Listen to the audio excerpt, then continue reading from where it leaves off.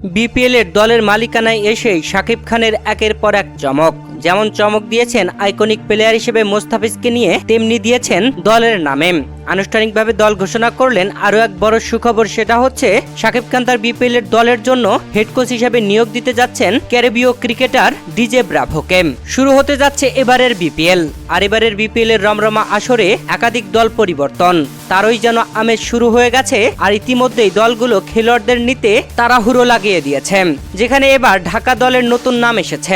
ঢাকা দলের নাম হচ্ছে ঢাকা ক্যাপিটালস, আর এই দলের মালিকানায় শাকিব খান। আজ আনুষ্ঠানিকভাবে ঢাকা ক্যাপিটালসের লোগো প্রকাশ করেছেন শাকিব খান নিজ হাতে। এছাড়া 1,20,00,000 টাকায় মোস্তাফিজুর রহমানকে আইকনিক প্লেয়ার হিসেবে সাইন করিয়েছে ঢাকা ক্যাপিটালস। শোনা যাচ্ছে এবারের বিপিএল এ ঢাকা ক্যাপিটালসের প্রধান কোচের দায়িত্বে আসতে যাচ্ছেন ডিজে ব্রাভো। প্রিয় দর্শক, আগামী 14 অক্টোবর অনুষ্ঠিত হবে এবারের বিপিএল আসরের প্লেয়ার ড্রাফট, আর ডিসেম্বরেই শুরু হতে যাচ্ছে বিপিএল।